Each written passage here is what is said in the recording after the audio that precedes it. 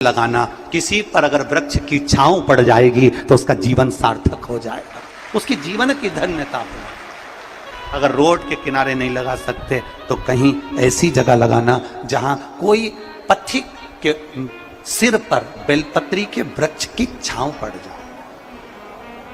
इतना कितना कहा गया है शिव महापुराण के अंतर्गत, कितना वर्णन करा गया। 1000 अश्वमेध यज्ञ कर लो, 1 लाख सर्वतोमुखी यज्ञ कर लो, भारत की भूमि के सारे तीर्थ कर लो, लाखों एकादशी के व्रत कर लो, और शिव महापुराण की कथा कहती है हजारों गौदान कर लो, और शालिग्राम भगवान को सोने के सिंहासन पर बिठाकर सोने का मुकुट पहनाकर दान कर लो। उतना पुण्य केवल 1 बेलपत्री शंकर भगवान को समर्पित करने से प्राप्त हो जाता है। केवल 1 बेलपत्र, शिव महापुराण की कथा कहती है 1 बेलपत्र समर्पित करने से वो फल प्राप्त हो जाता है। पर बेलपत्री भी कभी कौन से वृक्ष से तोड़ना चाहिए, कैसे वृक्ष की बेलपत्र होना चाहिए।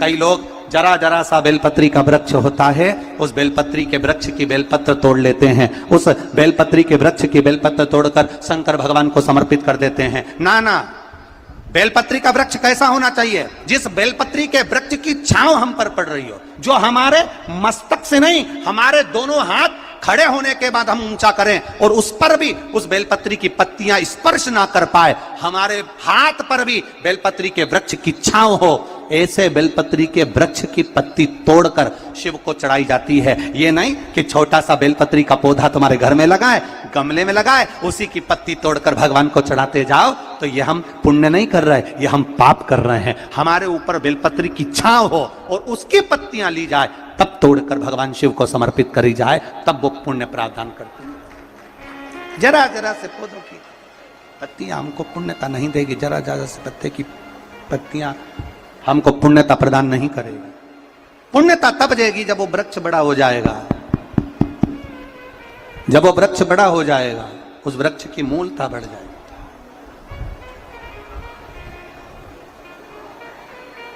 उस वृक्ष की आनंदता बढ़ जाएगी।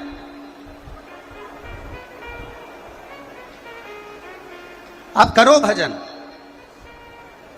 कई लोग यहां बैठे हैं ऐसे, ढेर सारे, 1-2 नहीं, यहां पर बहुत सारे ऐसे बैठे होंगे।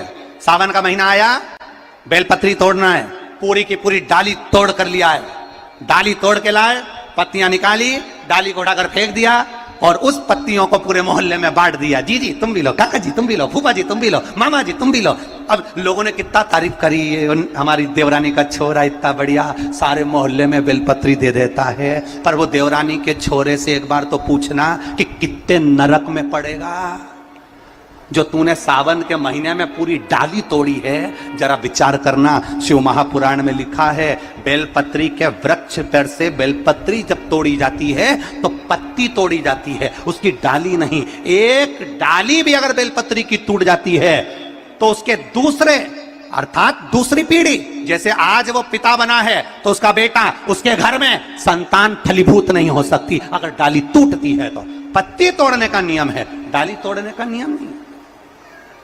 पत्ती तोड़ने का नियम है, आप पत्ती तोड़ो चढ़ाइए, बेलपत्र लाइए चढ़ाइए,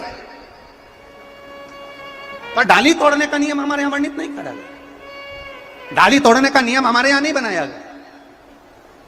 शिव कथा कह रही है, भगवान शंकर का संवाद कर रहा है, शिव महापुराण की कथा कर रही है, हमारा किया गया भजन, और भजन में भी श्रद्धा और विश्वास की मूलता, भरोसे की मूलता, दृढ़ता लगाओ। जब कभी लगे आपके जीवन में कि मेरे कष्ट का जीवन चल रहा है, कष्ट का, एक बेलपत्र अशोक सुंदरी वाली जगह पर इस डंडी का मुख शिवलिंग की ओर हो। किस ओर हो, बोलते जाओ जरा जल्दी जल्दी। शिवलिंग की ओर, अशोक सुंदरी वाली जगह, डंडी का मुख शिवलिंग की ओर, एक बेलपत्र शिवलिंग के ऊपर, जिसका डंडी का मुख, तुम अगर आप अगर ये शिवलिंग है, आप यहां बैठे हो, तो आपके साइड डंडी का मुख नहीं होना चाहिए, डंडी का मुख विपरीत दिशा में, आपसे पीछे। एक बेलपत्र अशोक सुंदरी, एक बेलपत्र शिवलिंग, डंडी का मुख उधर, और फिर जल की धार जो लोटा भरकर पानी लेकर गए हो, अशोक सुंदरी से शिवलिंग तक धार लगाना है। यहां से चालू करा, चढ़ाते चढ़ाते यहां तक आना चाहिए। वो जल की धार चढ़ाना प्रारंभ करो। फिर 3 महीने में हमको पत्र लिखकर बताना कुबेरेश्वर धाम पर कि बाबा सुना कि ना सुना है। एक एक बेलपत्री का नियम है, एक एक बेलपत्र चढ़ाने का नियम है, दुर्वा चढ़ाने का नियम है, धतूरा चढ़ाने का नियम है, भगवान को शमी का पत्र चढ़ाने का नियम है, शंकर भगवान को रिझाने का नियम है। शिव तत्व को कैसे रिझाया जाए, शंकर का अनुमोदन कैसे करा जाए, मेरे वो घरदानी को कैसे मनाया जाए, उसका नियम हमारे यहाँ शिव महापुराण में वर्णित किया गया। शिव महापुराण में बार बार वर्णन करा गया कि एक बेलपत्र का नियम अपने जीवन को जो हम धारण करें, वो बेलपत्र कैसी चढ़ना चाहिए, उसका सुख क्या होना चाहिए। एक पत्र आया, आज तो भला हो भोपाल वालों का, पत्र में पंखा भी भेजा हो।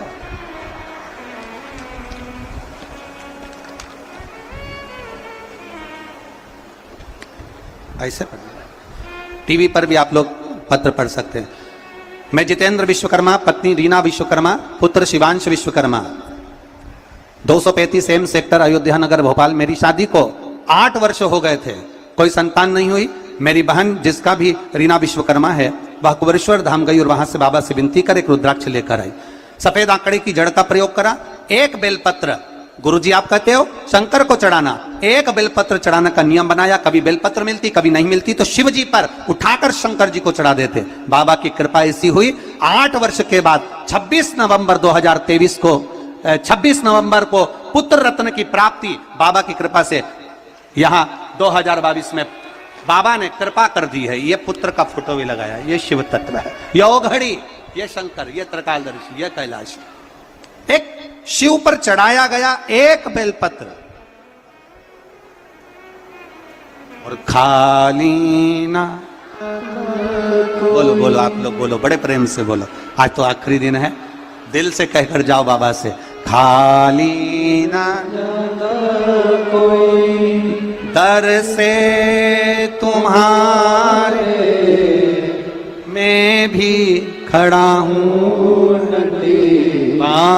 भगवान शिव स्वयं पशुपति नाथ बनकर तीनों पुरियों में प्रवेश कर गए, और तीनों पुरियों में प्रवेश कर कर तीनों को तारकाक्ष, विदुमाली, कमलाक्ष की तीनों को एकाग्रित किया। और तीनों को एकाग्रित कर कर भगवान शंकर जब नंदी का रूप रखकर विशाल नंदी बनकर तारकाक्ष, विदुमाली और कमलाक्ष की पर प्रहार किए, प्रहार करते से ही तारकाक्ष और विदुमाली थोड़ा सा हटे, और कमलाक्ष की ने भगवान देवादिदेव महादेव का फरसा उठाकर शीश काटा। जो शीश कटा वो नेपाल में डोलेश्वर महादेव के रूप में, पशुपति नाथ के रूप में रहा।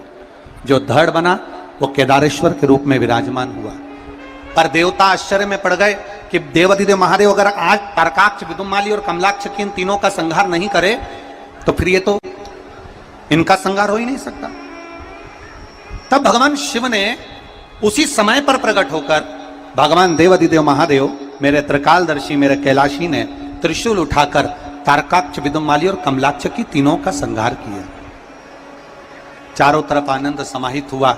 शिव जी का एक स्वरूप प्रकट हो गया जिसका नाम पशुपति नाथ। और कोई साधारण सा स्वरूप नहीं। शिव महापुराण की कथा वर्णन करती है, शंकर भगवान का पावन चरित्र वर्णन करता है। पशुपति, पाशुपत्य अस्त्र, पाशुपत्र व्रत और पशुपति स्मरण का वर्णन हमारे यहां शिव महापुराण में किया गया, जिसके अंतर्गत जब माताएं पशुपति व्रत करती हैं तो आपको पहले भी कथाओं में वर्णन किया कि 5 सोमवार का वो व्रत होता है।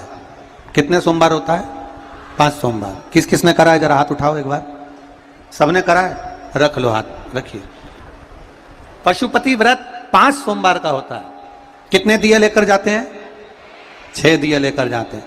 प्रसाद साथ में लेकर जाते हैं। सुबह भोलेनाथ जी का पूजन करना, 6 दिए शिव मंदिर में रखना, 5 दिए प्रज्वलित करना, प्रसाद जो मीठा बनाकर लेकर गए उसके 3 हिस्से कर कर 2 हिस्से मंदिर में रखना, 1 हिस्सा वापिस थाली में लेकर आना, और 1 दिया जिसको जलाया नहीं है उसको थाली में भगवान देवाधिदेव महादेव के द्वार से वापिस लेकर आना।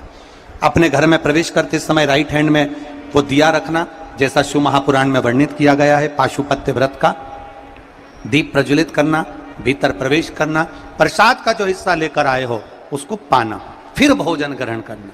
ऐसे 5 सोमवार तक पशुपति व्रत किया जाता है। इस पशुपति व्रत का मूल तत्व है हमारे जीवन में आनंद की अनुभूति करना। जैसे हम भगवान के दरवाजे को प्रकाशित करते हैं, भगवान शंकर के द्वार को जैसे हम प्रकाशित करते हैं, वैसे हमारे जीवन में प्रकाश हो, हमारे जीवन में आनंद का प्रकाश हो, ऐसा पशुपति व्रत का वर्णन किया गया। कल कथा में एक बात कही थी आप लोगों से, आप लोगों के स्मरण में होगा। कल कथा में कहा था कि भगवान शिव के मंदिर में अगर हम प्रवेश नहीं भी कर सके, मान लो शंकर के द्वार पर, शंकर की चौखट पर शिव के द्वार हम नहीं पहुंच पाए, तो शिव महापुराण की कथा कहती है जो जल देवाधिदेव महादेव को समर्पित कर कर आ रहा है, जो भगवान शंकर को मात्र जल समर्पित कर कर आ रहा है या समर्पित करने जा रहा है, मात्र उस शिव भक्त का मस्तक पर त्रिपुंड लगाने वाला, तिलक लगाने वाला, गले में रुद्राक्ष धारण करने वाला या शिव जी पर 1 लोटा जल चढ़ाने वाले का मात्र हम दर्शन भी कर लेते हैं तो हमारे कोटि कोटि पाप समाप्त हो जाते हैं। मात्र शिव का दर्शन कर लेते। और तेरी कृपा बिना न हिले एक भी अणु, लेते हैं श्वास तेरी कृपा से तनु तनु। बखान क्या करूं मैं राखों के ढेर का, चपटी भभूत में खजाना कुबेर का। हे गंगाधार मुक्ति द्वार ओमकार तू, भोले ओमकार तू। आयो शरण तिहार शंभु तार तार तू। तेरे डमरू की धुन सुन के मैं काशी नगरी आई हूँ। तेरे डमरू की धुन सुन के आओ से दोनों हाथों से काशी नगरी आई हूँ। तेरे डमरू की धुन सुन के मैं काशी नगरी आई हूँ। तेरे डमरू की धुन सुन के मैं काशी नगरी आई हूँ। मैं काशी नगरी आई हूँ। मैं काशी नगरी आई हूँ।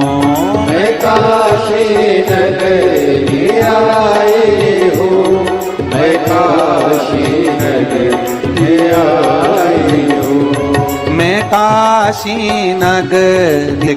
कथा विराम हो तो आप सबकी गोदियां भर कर जाए, ऐसा बाबा से प्रार्थना, हृदय से कहिए, भाव के साथ, दिल के साथ में। जहां जगह मिले, कार्यकर्ताओं से भी निवेदन है, जहां जगह मिल जाए वहां बैठो और बैठकर दिल से बाबा से अपने मन की बात भाव के साथ में।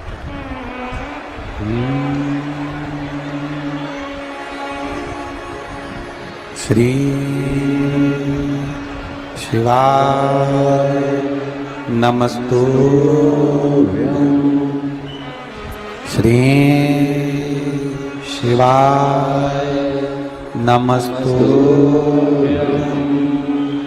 श्री शिवाय नमस्तुभ्यं।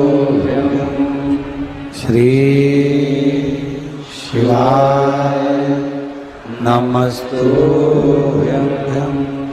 श्री शिवाय नमस्तुभ्यं। भोला सब दुख काटो ओ भोला, सब दुख काटो मारा। शिव शंकर जपो तेरी माला,